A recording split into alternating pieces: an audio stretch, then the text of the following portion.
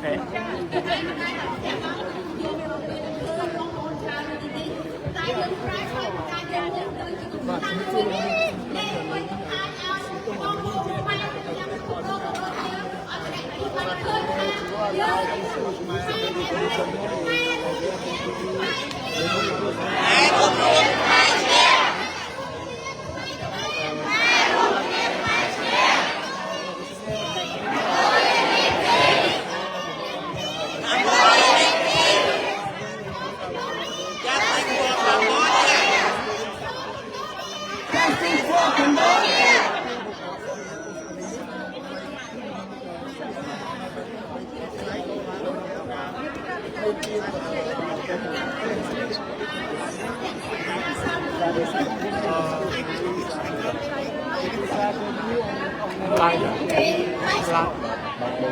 แต่ใต้ตาสลันตะ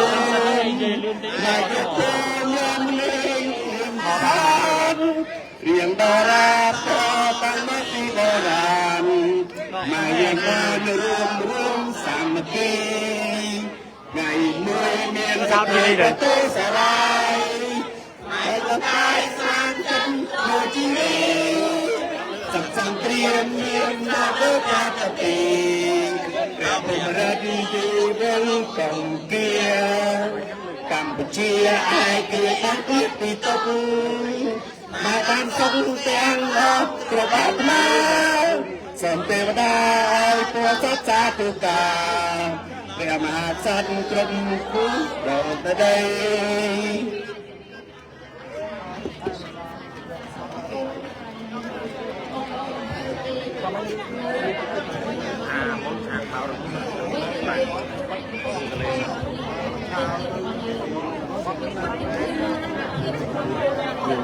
ตามสมุด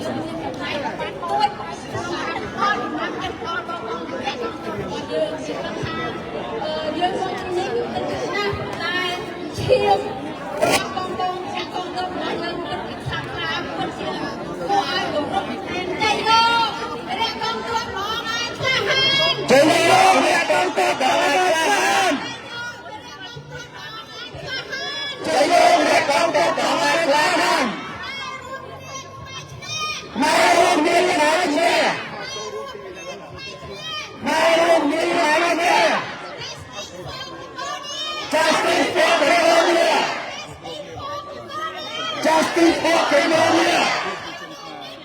Cambodia in peace! Cambodia in peace!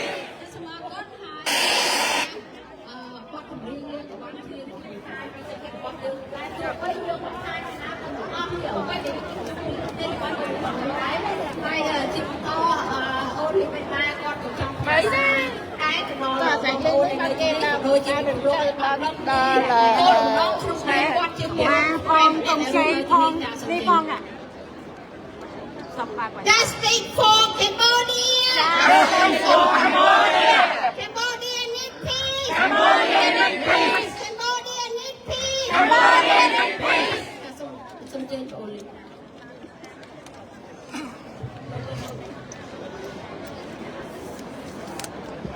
បាទសូមជម្រាបសួរបងប្អូនទាំងអស់គ្នាហ្នឹងហើយខ្ញុំជឿថាបងប្អូនទាំងអស់គ្នាក៏មានអារម្មណ៍ដូចខ្ញុំដែរនៅពេលនេះខ្ញុំសូមបញ្ចេញនៅអារម្មណ៍របស់ខ្ញុំនៅពេលដែលខ្ញុំឃើញ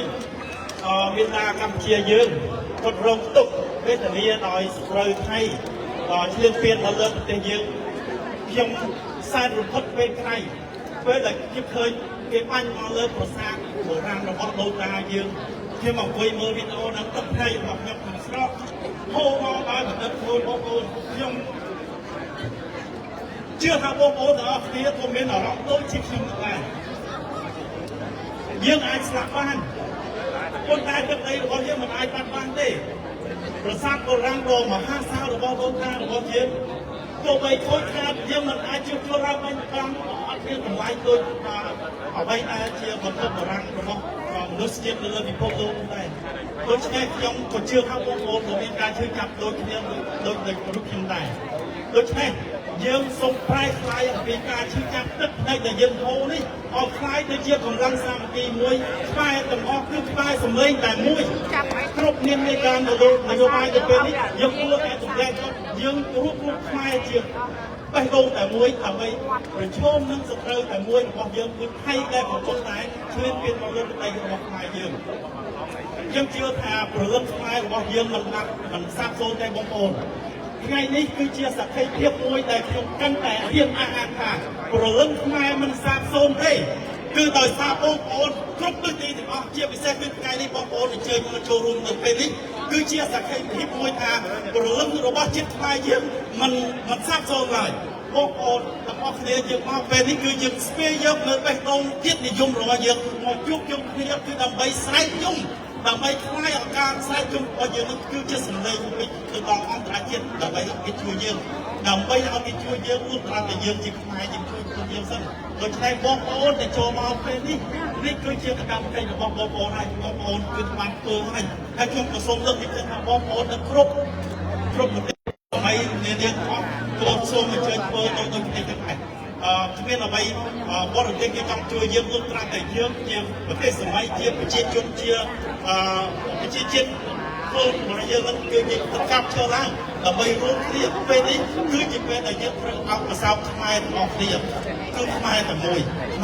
គឺដើម្បីជាតិយើងដូច្នេះខ្ញុំម្ដងទៀតខ្ញុំសូមអរគុណបងប្អូនដែលមានអត់នៅពេលនេះគឺឲ្យដីគោរពរបស់ខ្ញុំជាទីខ្ញុំក៏សប្បាយចិត្តខ្មែរបងប្អូនចាំមើលទៅគ្នាដូច្នេះបងប្អូនយើងនៅក្នុងសម័យនេះសម្លាងហើយតែយើងមានបងប្អូនយើងបានមករស់នៅក្នុងក្រៅនេះយើងស្រែកជាសម្លេងយើងគិតឡើងវិញមើលកាលពីរបបឆ្នាំ8ខែយើងអត់មានមកហើយយើងនៅខាងក្រៅដើម្បីស្រែកទៅយើងរស់នៅដល់វេទនាទីបំផុតនៅក្នុងរបបប៉ុលពតដូច្នេះខ្ញុំជឿជាក់ថាពីមួយថ្ងៃទៅមួយថ្ងៃប្រលឹងខ្មែរយើងកាន់តែរឹងមាំកាន់តែរីកលូតលាស់ឡើងគឺថាដើម្បីជួយជាតិយើងទាំងអស់គ្នាខ្ញុំដំណើរឲ្យខ្ញុំក៏សូមចេញពីបេះដូងរបស់ខ្ញុំអរគុណដល់បងប្អូនដែលបានអញ្ជើញមកក្នុងនេះដូច្នេះសូមបងប្អូននឹងចិត្តខ្លួនឯងគឺសូមចាត់ដៃបងប្អូនមួយដើម្បីជាការឡើងចិត្តរបស់យើងទាំងអស់គ្នាសូមអរគុណសូមយល់លោកខុសមែនតែថ្មីម្ដងទៀតយើងនៅតែឃើញការចង់បានរបស់គ្រប់គ្នាដែលមកទៅចេញតែនៅទីនេះគឺចង់បានតែមួយទេខ្ញុំសូមប្រាប់ប្រទេសរបស់យើងគឺយើងមិនត្រូវការឲ្យចោលមកឈ្លានពានប្រទេសរបស់យើងឡើយមិនមែនទេបងប្អូន Thai must stop the war now Thai stop the war now Thai stop the war now Justice for Cambodia Justice for Cambodia Cambodia need peace Cambodia need peace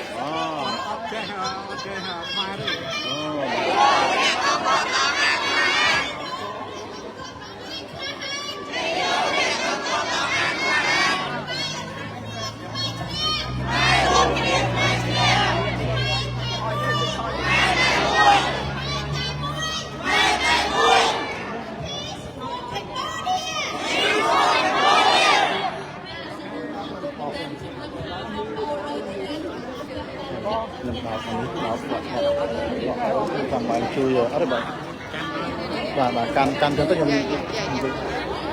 ដកដូចចេញកាន់ដូចកាន់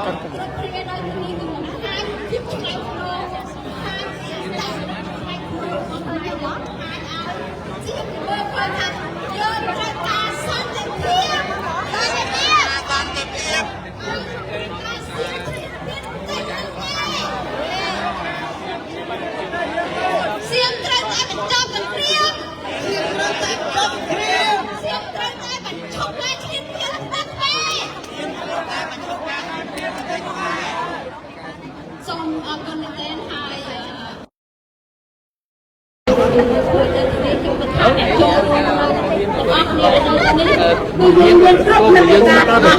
បាទលោកនាងជាទីមេត្រីឥឡូវនេះខ្ញុំសូមអរគុណមែនទែនចំពោះការតាមដានរបស់លោកនាងតាំងពីដើមមកចំពោះការធ្វើបាតកម្មរបស់ពលរដ្ឋខ្មែរអូស្ត្រាលីដែលយើងកំពុងតែផ្សាយផ្ទាល់នៅលើទូរទស្សន៍ការទំព័រ Facebook របស់ទូរទស្សន៍អាស៊ីសេរីនេះបាទឥឡូវនេះខ្ញុំសូមអនុញ្ញាតបញ្ចប់ការផ្សាយផ្ទាល់តែប៉ុណ្ណេះហើយយើងក៏នឹងផ្សាយជាវីដេអូបន្ថែមទៀតដែលក្រុមការងាររបស់យើងនឹង ផលិតវីដេអូពាក់ព័ន្ធទៅនឹងការធ្វើបាតកម្មនេះហើយយើងនឹងបង្ហោះនៅក្នុងបណ្ដាញសង្គម